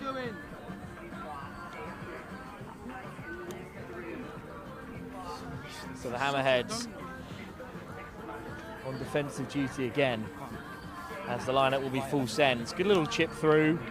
I think it's Thornhill on this near side. But Hammerheads have won the kickoff as well. So Thornhill could have another chance as she creeps out to this near side wing. Hammerheads through the hands. Little hitch kick to look again on the outside of Fullsend here, and Thornhill is free, and Thornhill will race into the corner. And in the end, she'll touch down under the sticks. Great acceleration. Put in by Natalia Pemiata as well. Thornhill gets over for the Hammerheads. Pamiata, part of the Polish contingent in this side as well, with Martynia Wodicka. And it's Pamiata with a thunderous bit of acceleration, just to draw in that last defender. Thornhill over. Off target from the kick, so Thornhill's efforts wasted, but an equaliser is all that counts here. What a game we have for you. Kick-off to come from the Hammerheads. Took on the Boom Beavers in last year's final. Now the Fine Rugby Now Beavers, of course. Lovely take. To the outside goes Awateri McLean Wanga again. Really good carry. Up to that 10 metre. Oops, just off the toes, unfortunately, there of Rihanna Tamati. Hammerheads looking to get over it. Stolen away. On the roll they go. Big fend, lovely dummy. Thornhill could be in for a second. It's a quick fire double. And it's Pamiata, I believe, who's put her through again. The towering pole. Great play. Thornhill will eat up those chances all day. Natalia Pamiata, such a physical presence as well.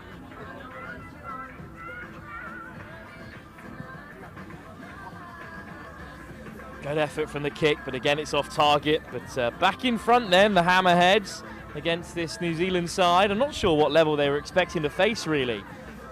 Fullsend. But welcome to the Women's Elite. There are no easy games here. Akuma Savvy Panthers actually drew with the Dutch side, Jordan's Legacy. They were semi-finalists last year, the Savvy Panthers. Oh no, in fact, interesting stat for you on Tournify, it hands you a point for a defeat. I'm not sure if that's the case in ground. It's a win for the Wild Dogs and Shogun in their first game by massive scorelines. Apologies for that. So if you're on Tournify and you can see that 1 point, I think you're awarded that for a loss regardless. But I will double check if that is actually in the rules today. Just a bit of attention for the Hammerheads player on the far side before the changes are made.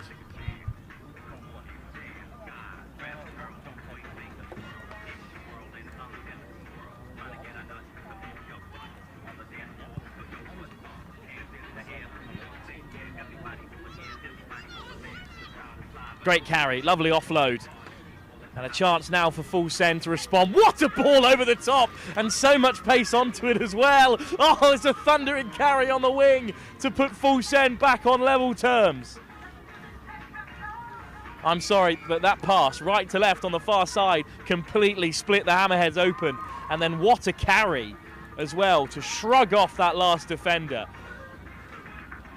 And the New Zealand side are here to play. And here to play with aggression and pace. And the try scorer, Hinamai Tayaki, takes her leave as well. Another Wellington Rugby League player in this side, and you can see it all there. That Rugby League heritage with the upright carry.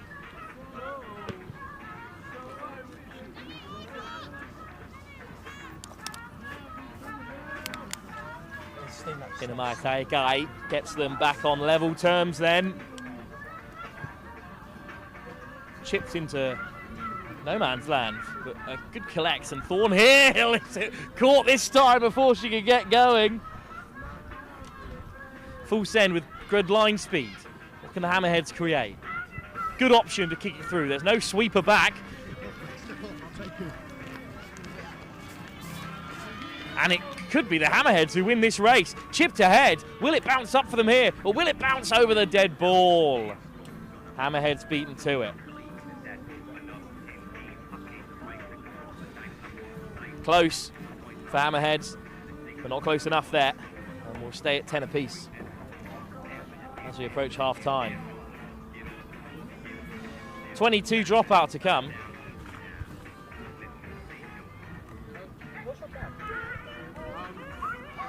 For Fullsend. There's a large white tent on the side opposite the stands. So opposite. Taking the time here, Fullsend. There's a massive white tent. Should bounce up here for Stallman, but it's just put down, unfortunately, there. Lieba Stallman, the Dutch woman. Plenty of Dutch players here today with Jordan's Legacy in action as well. Their Dutch women's youth sides have beaten South Africa about 3 times on the bounce in recent years. The sport is really expanding very quickly in that nation. But it's a scrum for Fullsend in the black and pink. Free kick, and the free kick goes to Fullsend as well. Tearam Tepuni with the quick tap.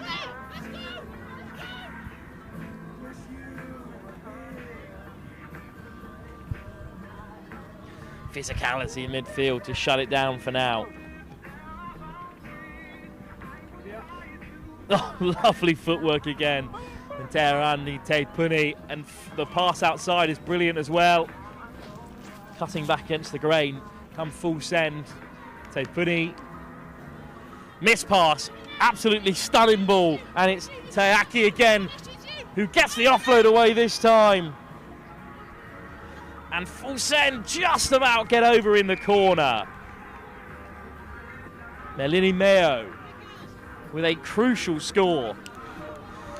Try and an assist then for Hinamaya Tayaki.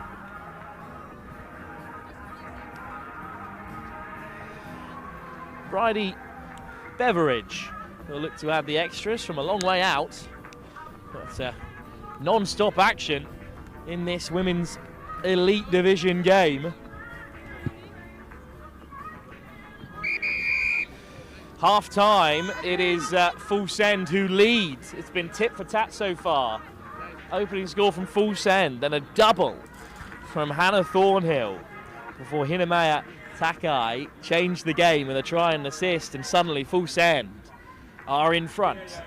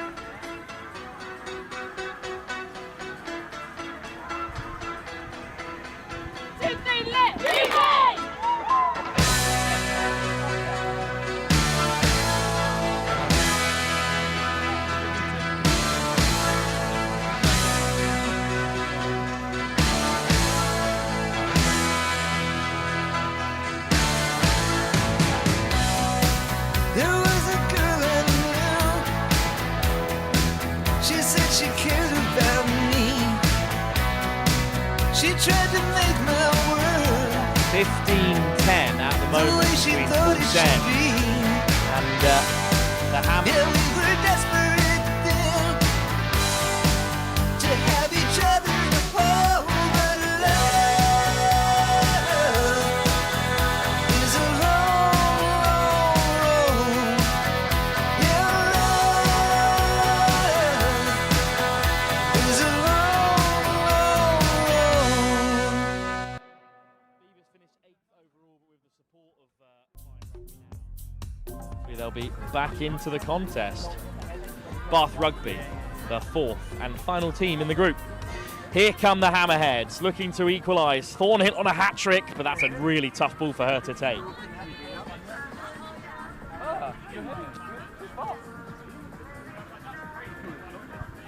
So it will be Fullsend with the line out. Scrums will be fed by Bridie Beveridge.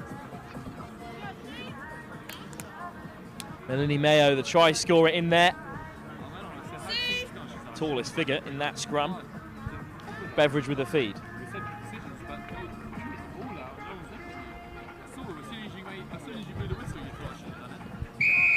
Penalty at scrum time, a little bit too much force from the Hammerheads. Desperate to win the ball back. Beveridge with the quick tap, missed pass into midfield.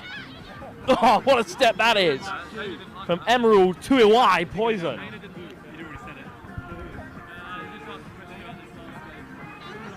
Tepuni, Hannah Tepuni at number 9. Just about gets it to ground.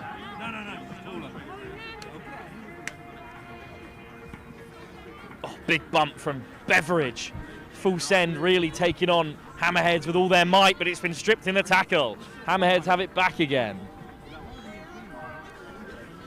What a game we have here, 15-10 as things stand. You're looking fat, Japanese boy. I'm in your head. Thornhill again pops up on the edge and pins her ears back, and it's going to be a hat-trick for Thornhill. What a run on that far side from Hannah Thornhill. Keeping the Hammerheads in the game. That perhaps her finest effort of the fixture so far. No stopping her. Out wide. Thornhill has a hat-trick already. Well, it was a Boom Beaver who was the flying top scorer last time out at the Manor Sevens, as they went all the way to the final and beat this Hammerheads team. But maybe it's Thornhill coming for the crown of top scorer today. Hat-trick already, and a kick-off to come from the Hammerheads.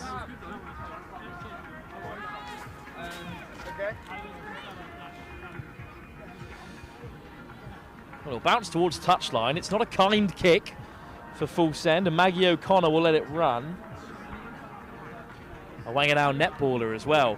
Quick line out from Fullsend. No, I'm on this picture on that one. No, not anymore. But the pressure from Hammerheads comes in. This is their first game in the Women's Elite Division, of course. No, I'm on this video. Already seen Shogun pick up their first big win over on the other group. We were the women's champions last season. Another little bright run from Emerald to Iwai Poison, but it's come loose for Hammerheads. But the whistle goes. Jenny Herring thought she was in there, but instead they're sent back. Fullsend.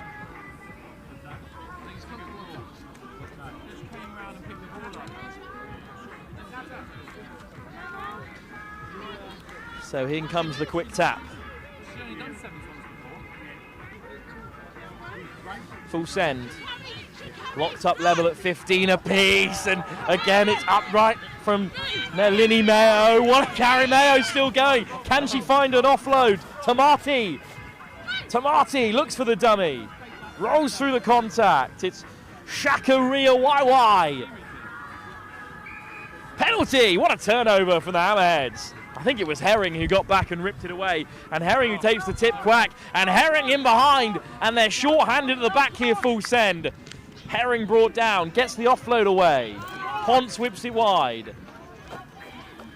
Good fend from Pamiata. And then direct here from Hammerhead. It's a last-ditch diving tackle from Tearami Tepuni. Herring on the edge. Puts it down. Penalty advantage coming for the Hammerheads. Chance them to win it here. What a game we have in our first bit of action for the Women's Elite Division. It's the best game of the day so far. Pamiata. Such a physical figure in midfield. Needs help this time. What are they setting up here, the Hammerheads? What a read by Fullsend! Rihanna Tamati with a thunderous shot, but they still have it, the Hammerheads. And they're looking to pace away on that far side. It's Isabel Davies. Davies steps on the inside. Chop tackle made by Poison.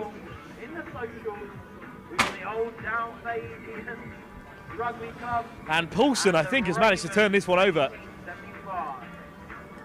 She made the initial shot, certainly. Referee may well have called time here. And indeed, I think that is the end result. A draw. Our first of the day here between Fullsend and the Hammerheads.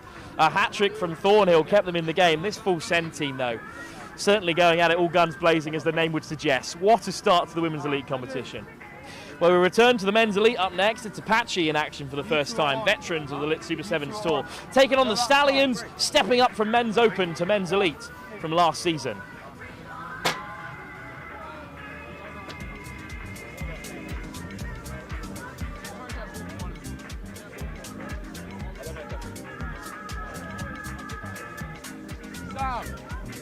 Where's the other ball?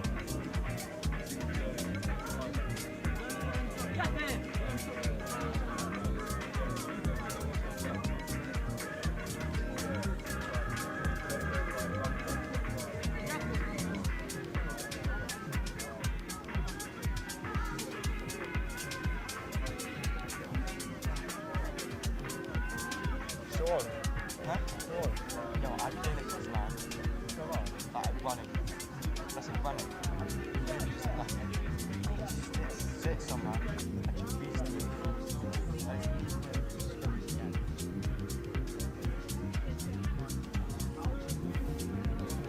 Anyway.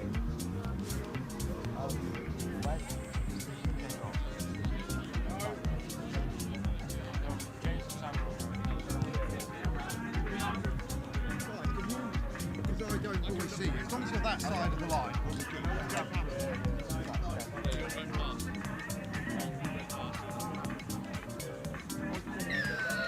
Welcome back, and this will be the top level of Rugby Sevens here on Next Gen Live. This is the pinnacle Apache taking on the Stallions. What a game we have in store. And this will be Stallions starting us off. Obviously, were named White Horse last year. Now the Stallions. What a group of men they have here on show for us here at the Manor Sevens. A big show and go comes off from the number before. Here go the Stallions coursing down the left-hand side. Offload to come. Intercepted almost by Apache. This is a riot start to the first game. Almost go over, but put in touch. Oh no, score there. Is it? Try given out on that far side. What a start for the Stallions. The big number 4, Atodisum.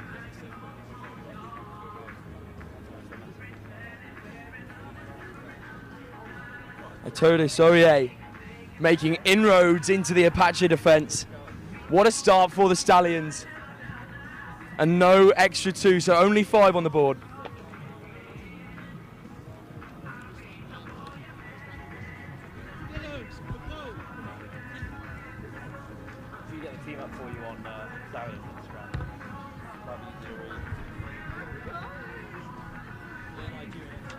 Yeah. Obviously, the Stallions getting their name from the Nigerian Exiles.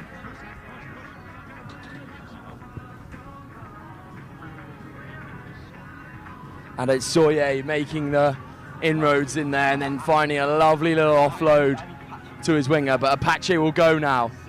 This Apache side really filled with talent as they have an overlap on the outside. Will they give the ball? The switch is on. Switch comes now. Now they've got men on the outside. Apache could go tit for tat here. The kick comes through. A little budge from the Stallions, but referee plays on. Now the number 9 on the ball. Antont.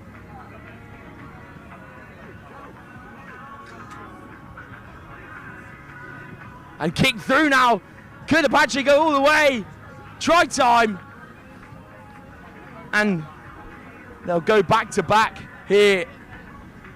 This game, the pinnacle, as I said, of elite men's rugby. 2 top sides on show with a lot of talent.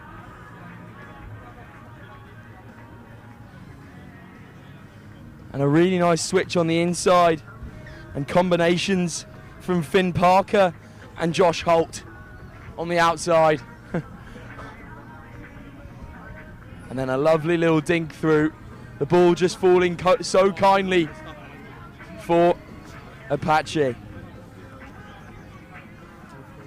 Watch out for the big number 1 on the sideline here, Zach Chukwuemeka. Chukwuemeka will go up the ball and he'll win it as well. Really nice interchange from Apache. They've got numbers once again. They storm through the holes, and this time they could be in for another. Max McCarthy once again. He's a period name on the 7 circuit and finds the space once more. Little holes opening up all the time for Apache. And they find the space once again, this time Max McCarthy. But all made by the work of Zach Chukwuemeka getting up to win the ball. Then a nice little interchange with Ewan Kingdom. What a start for these 2 sides. The Stallions almost caught a bit cold after their first score. And McCarthy.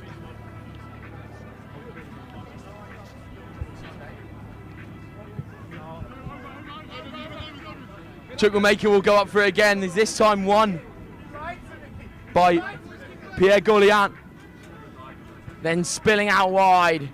This is pace now, but well marshalled on the edge from Finn Parker. Back into the hands, now ruck formed. The Stallions, if they can use the ball here with a bit of depth. Chukwuemeka comes flying up and leaves a gap in midfield. Stallions rip-roaring through. They try and hold the ball up at the ruck. Ball out wide now. Stallions have some room. Chukwuemeka gets handed off by the big number 1. Obani will go over.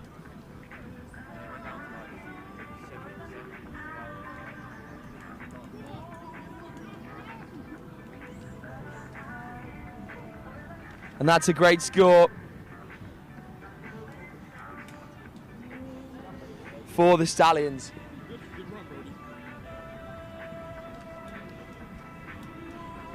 And this could put them level here.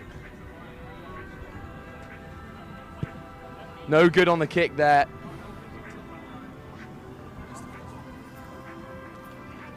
Abano goes over. A big man on the width, the number 1. Just on the edge of the offload, and Abano latching on. First score for the big man out on the right-hand side. Kick high into the sky, and it will go out off the bounce there. So a good kick from the Stallions, actually, forcing Apache to play out of their own half. But that is ever dangerous. This Apache side have so much talent. And on comes Santo Monnier in at second receiver. Santo is a majestic playmaker in the middle of the park, but overthrown by Apache, then knocked forward, unfortunately. So Apache will have the ball again from the scrum down. Your break. Yo, I'm just not allowed to break. It's the saddest time I've ever said that. Get Lillian. He's gone. Oh. Don't relax. Someone's high.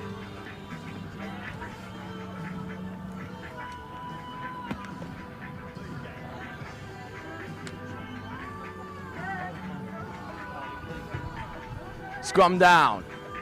Apache ball. Monnier stands at first receiver. Here is Monnier. Monnier driving at the line. Little switch play. Now Apache will go.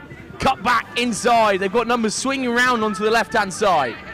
Now they'll cut back. Missed pass. Found a gap in midfield. Just dragged down though. Monnier at 9. Then giving. Here go Apache, a man down. Unfortunately, good footwork to hold up the play, then stepping back in one again. Apache surging down. Can they find the offload? No. Great over the ball technique. Penalty Apache. Monnier latches onto it. Here's Santo Monnier driving at the line. Great footwork from the 15. Here goes Santo Monnier. That's what you expect. So jinky. The little Magister in the middle of the park.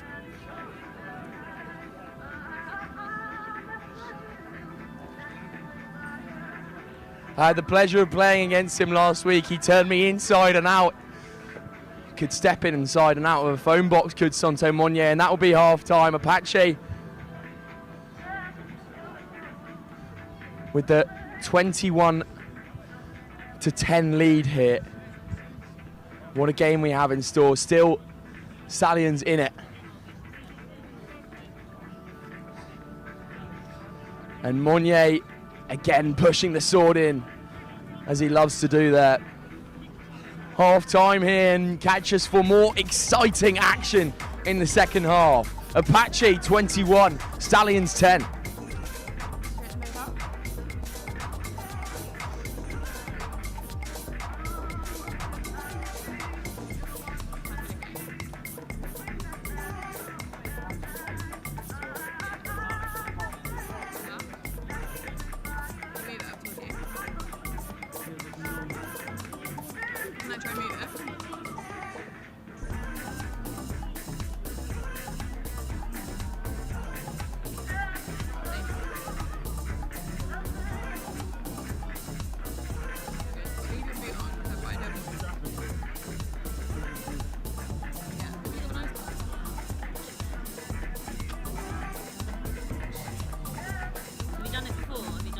Welcome back here. Apache with a commanding lead, but only helped on by their scoring of conversions. 3 all converted with an extra 2, so they sit on 21 points. Stallions with 2 tries, but unconverted, unfortunately, so only on 10. Penalty Apache, again illegal action in the ruck, so Apache will swing the ball now. Oshin Pepper. Now onto the width. Do they have the gas? It's superior on the outside, and Apache will go in for the score once more. Another one on the board. Great work from the men in blue.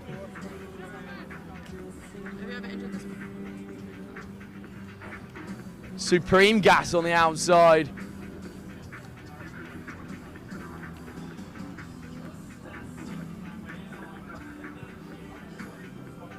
And this time I believe it was the number 5, or number 6 even.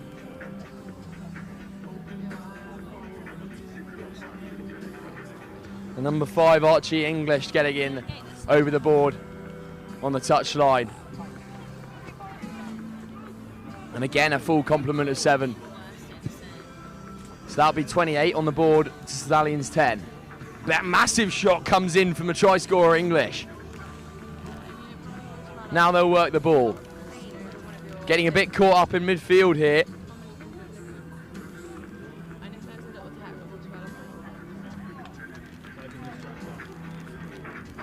Stallions finding some room now. Brought down, chopped in the middle of the park. Penalty Apache. Once again, they are so quick over that ball. Now they'll tap quickly. Little stutter step, switching inside. Met fantastically there, but over horizontal from the Stallions.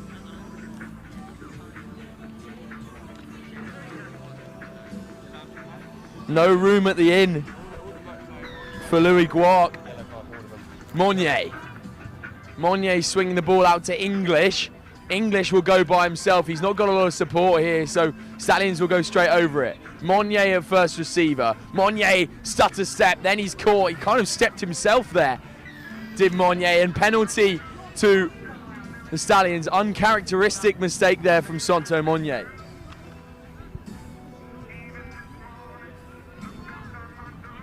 Here go the Stallions though, bouncing out. Here's Abano, the big man on the width.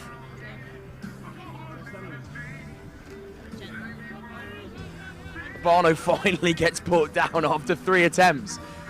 Now, Stallions finding the gaps. Do they have the gas on the outside? Monnier's chasing. Does he have the minerals? Oh, that's a fantastic cover tackle. And Monnier again makes the shot. They still have the ball, those Stallions. Try given, that was harder than it looked. I think I'm alright.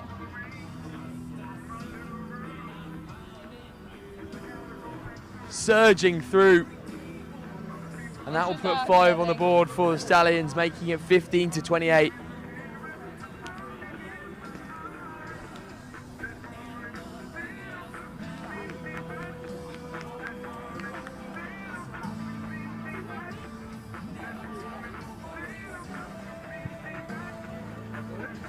And no good on the conversion, so we'll stay at 15.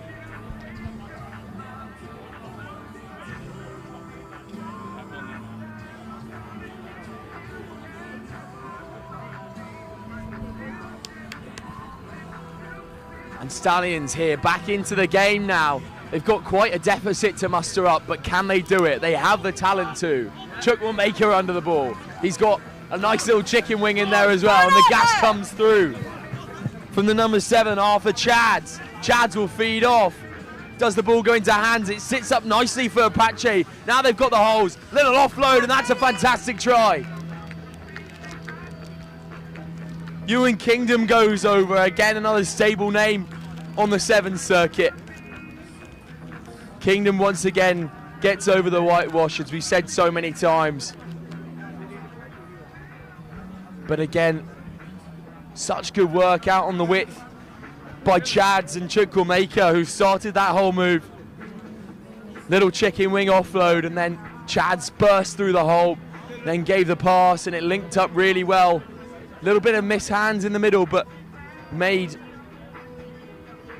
ever so sweet, and this time they don't score the conversion, so that'll be 32 to Stallions 15.